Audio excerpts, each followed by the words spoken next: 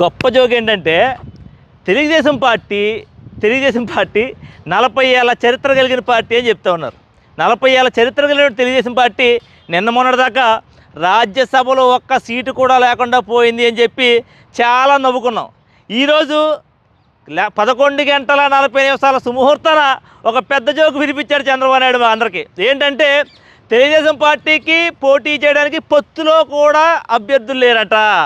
ఎందుకని మాట అంటానంటే పి గన్నవరం అంబేద్కర్ కోనసీమ జిల్లాలో ఉప్పల బాలుగాడికి టికెట్ ఇచ్చారంట.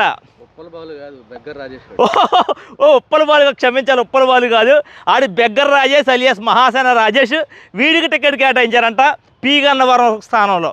ఇప్పుడు ఎందుకు వచ్చింది చంద్రబాబు నాయుడు గారు? మీకు అభ్యర్థులు లేకపోతే బ్రహ్మాండమైన అభ్యర్థులు రాష్ట్ర వ్యాప్తంగా మీకు ఎలాగ యూట్యూబర్లే కావాలి కాబట్టి మా ఉప్పల బాలు గారు, వైజాగ్ సత్య గారు, అగ్గిపేట మచ్చ గారు, ఇలాంటి వండర్ఫుల్ క్యాండిడేట్లు ఉన్నారు. భారీ మెజార్టీతో నగ్గే క్యాండిడేట్లు ఉన్నారు.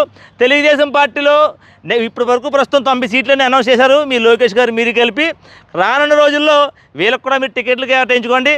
ఎందుకనంటే ప్రజలైతే మాత్రం ఒకటి ఫిక్స్ అయిపోయారు, తెలుగుదేశం పార్టీలో రానున్న రోజుల్లో కార్యకర్తలు ఎవడో ఉండడు. ఎందుకనంటే ఇప్పటికే రాష్ట్ర అధికార ప్రతినిధులు, రాష్ట్ర నాయకులు, జిల్లా నాయకులు అందరూ కూడా అంబేద్కర్ జిల్లా వ్యాప్తంగా తెలుగుదేశం పార్టీకి రాజీనామాలు సమర్పించారు.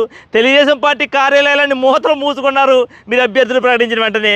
రానున్న రోజుల్లో ఈ పప్పుగాడు లోకేష్ గాడు, ఈ చంద్రబాబు నాయుడు తప్ప తెలుగుదేశం పార్టీలో మరొకటి ఎవడో ఉండకూడదు అనేది అందరూ కూడా నోటితో కాదు 2 ఏళ్లతో నవ్వాల్సినటువంటి సత్యం.